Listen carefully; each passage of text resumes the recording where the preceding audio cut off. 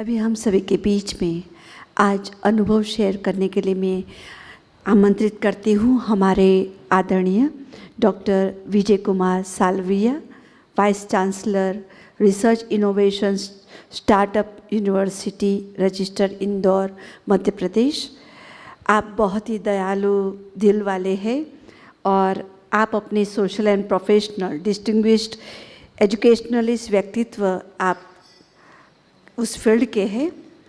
आपका एक ही लक्ष्य और उद्देश्य है कि समाज में हर एक मानव हेल्दी, वेल्दी और हैप्पी कैसे रहे, ईमानदार वफादारी से कैसे अपना जीवन व्यतीत करे और निरंतर इस समाज की सेवा के अनुरूप आपको कई इंटरनेशनल और नेशनल अवार्ड से भी नवाजा गया है। तो हमारे बीच हमारे भ्राता विजय भाई उपस्थित है। आपका हम तहे दिल से स्वागत करते हैं। साथ में आप 35 साल से समाज की सेवाओं के लिए आप परमात्मा को बहुत ही दिल से धन्यवाद अदा करते हैं। आज मैं आपसे निवेदन करती हूँ कि आज के टॉपिक के अनुसंधान में अपना एक्सपीरियंस शेयर करें। ओम शांति। ओम शांति। आप सभी को मेरा नमस्कार। मैं बाबा के चरणों में नमन करता हूँ और आप सभी का स्वागत करता हूँ।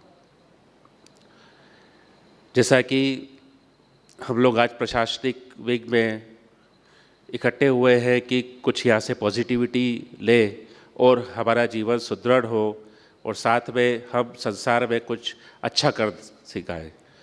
तो सबसे पहले तो ये पुण्य जगह जो हमारा अरावली पर्वत, आबू पर्वत, ये अपने आप में इसकी हिस्ट्री अगर आप देखें तो यह सबसे इतना पुण्य है कि यहाँ पे बार बार आने का मन करता है और जब यहाँ से हम जाते हैं तो ऐसा लगता है कि न जाने कहाँ खो गए थे।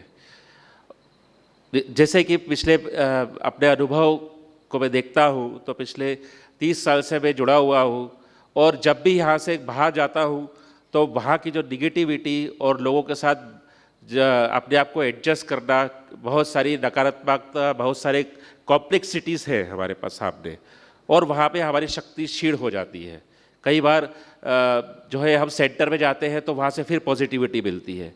तो इस तरीके से अगर मैं अपने अनुभव शेयर करूँ तो जैसे कि हमारा रिसर्च इनोवेशन स्टार्टअप यूनिवर्सिटी जो कि प्रशासनिक विंग के साथ में, पुलिस विंग के साथ में और मंत्रियों के साथ, इसके अलावा जितने भी हमारे प्राइवेट इंडस्ट्रीज है उसमें इंटरनेशनल R&D क्रिएटिविटी ऑर्गेनाइजेशन के साथ मिलकर हम लोग हैप्पीनेस को बढ़ावा दे रहे हैं।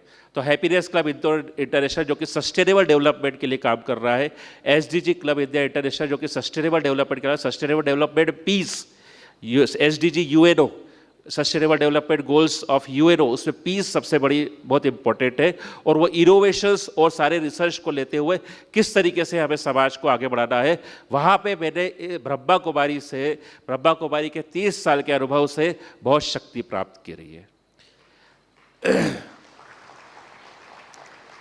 मैं भी एक सामान्य सा लड़का था, बिल्कुल मतलब जहाँ पे यह मान के चलिए कि एक मध्यम वर्गीय, और जब हमने धीरे धीरे आगे बढ़ते गए तो फिर भावना आई कि भाई क्या होता है, क्या पढ़ाई करना चाहिए। तो लगा कि भाई IAS ही सबसे, उस समय तो आज से 30 साल पहले तो IAS और IPS और यही सब था।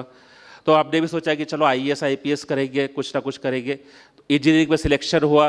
इंजीनियरिंग की कॉम्प्लेक्सिटी, उस समय तो इंजीनियरिंग करना भी अपने आप में बहुत बड़ी बात होती थी। तो इंजीनियरिंग करा तो वहाँ की कॉम्प्लेक्सिटीज़ और वहाँ का तनाव, वहाँ का पढ़ना लिखना और फिर वो समाज में अप्लाई करना, तो इंजीनियरिंग लाइन अलग होती है, साइंस और सोशल लाइन अलग होती है। वहाँ पे फिर हम ब्रह्मा कुमारी के जब मेडिटेशंस और वहाँ के जो सेल्फ कंट्रोल की बातों को जब सीखते हैं, समझते हैं, तो समझ में आता है कि इसको अप्लाई कहाँ करना है। फिर उसके बाद जब हम IAS और इस सब की बात करते हैं तो लोग 5-5, 6 साल लगा देते हैं। हम 2 साल में हम जो है UPSC PSC के इंटरव्यू पहुँचे, लेकिन कुछ व्यावहारिक कारणों से सिलेक्शन नहीं हो पाया। तो फिर हमने सोचा कि अब क्या करें, लोगों के ताने से है ना कि बड़ा इंजीनियर बन के IAS की तैयारी करने गया था, आ गए ना नीचे वापस से, सांप सीढ़ी का खेल रहता है वो तो पूरा। तो फिर एक मन में कि दुनिया को पता लग गया IAS की तैयारी कर रहा है, अब क्या करें, डिप्रेशन ये सब। लेकिन नहीं, 2 साल दिए बस, बहुत हटाओ, अब नहीं करना, हो गया।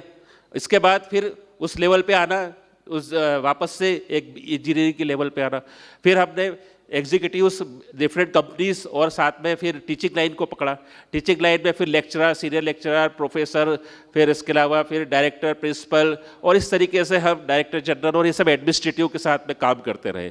तो आज प्राइवेट यूनिवर्सिटीज़ में, प्राइवेट और आज किसी भी संस्था में देख लो, चाहे वो IAS हो, चाहे वो IPS हो, सचिव हो, सबको प्रेशर है, सबको प्रेशर है कहीं ना कहीं।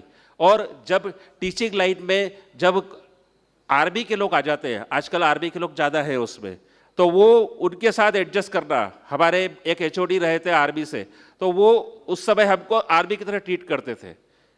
और एक टीचिंग लाइन जो होती है वो बिल्कुल सॉफ्ट होती है कि वहाँ पे पढ़ाना है, लोगों को समझाना है, लेकिन जब आर्मी का कोई आदमी आ जाता है और वो उस तरीके से काम करवाते हैं तो टीचर को ऐसा लगता है कि ये कहाँ आ गए। लेकिन उस समय में भी ये मेडिटेशन और ब्रह्मा कुमारी का सेल्फ कंट्रोल काम आता है। और ऐसे में अगर आपकी फैमिली हो तो फैमिली के साथ एडजस्टमेंट, जब फैमिली भी कैसी हो कि जब आपके घर में आपकी पत्नी जो है नॉन टीचिंग हो, तो नॉन टीचिंग के साथ में एडजस्टमेंट, नॉन टीचिंग और नॉन टेक्निकल के साथ में एडजस्टमेंट।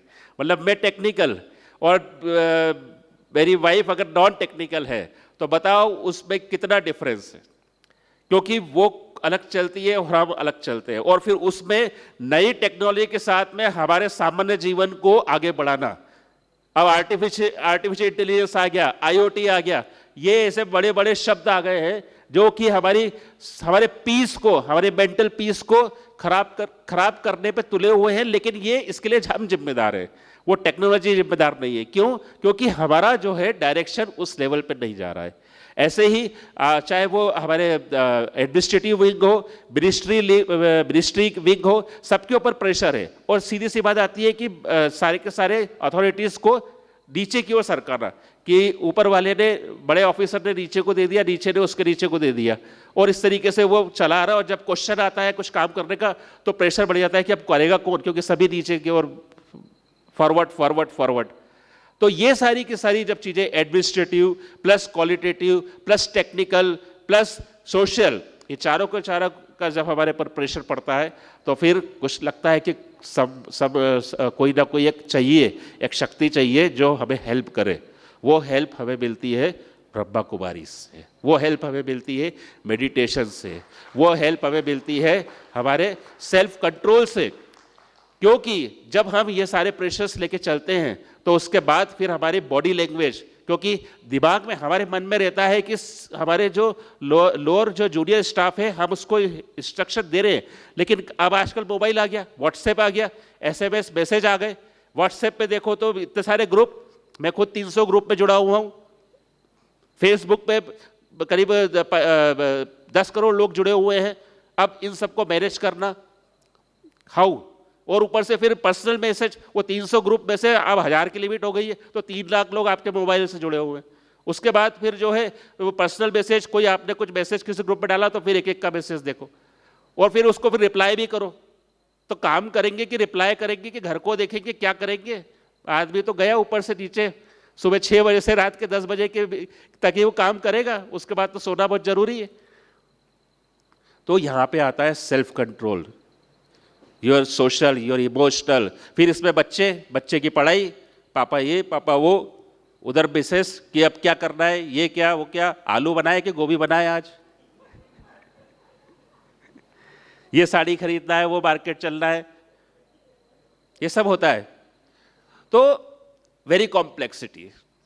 अब इसमें भी फिर आता है अपने आप को बाइफरकेट करना है कि कौन सी चीज़ सही है, कौन सी गलत है। और ये सब आता है मेडिटेशन से। अपनी लाइफ को सुचारू रूप से, जितना आप पर्यावरण के अनुकूल काम करेंगे, जितना आप सिंपल वे में काम करेंगे, उतना आपको आपके माइंड को रिलैक्स मिलेगा और आपको पॉजिटिव डायरेक्शंस मिलेंगे।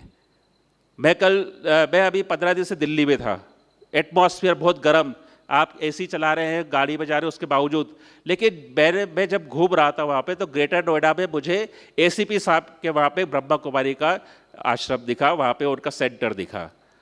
ऐसा लगा कि रेगिस्तान में कोई बूंद दिख गई हो, इतनी कड़कड़ाती गर्मी और इतना ऐसा ऐसा एटमॉस्फेयर, और उसमें अगर आप बहुत सारे इंस्टीट्यूट से मिल रहे हो और फिर ऐसे में अगर आपको कोई मिल जाए, तो मैंने कहा कि जय हो, और वो भी एसीपी साहब के यहाँ पे तो ये एडमिनिस्ट्रेटिव विंग और जो हमारा जो कार्यपालक और मैनेजर्स का विंग है, बात करने को बहुत कुछ है, लेकिन ये सब सारी की सारी चीज़ें हमको कुछ पॉजिटिविटी देती है, एक शक्ति देती है। कल रात को, आज सुबह 4 बजे में आया, रात भर कोई नींद नहीं, लेकिन जैसे ही मैं यहाँ इस क्षेत्र में आया और 4 बजे जैसे ही वो मेडिटेशन चालू हुआ, बस उसके बाद से लगा ही नहीं कि मैं जो है रात को सोया कि नहीं सोया, क्या हुआ। तो ये सब चीज़ें हैं, बाकी कहने को बहुत कुछ है। थैंक यू वेरी मच, और आप लोग साथ में काम करें, हम लोग आगे बढ़ेंगे। धन्यवाद। ओम शांति।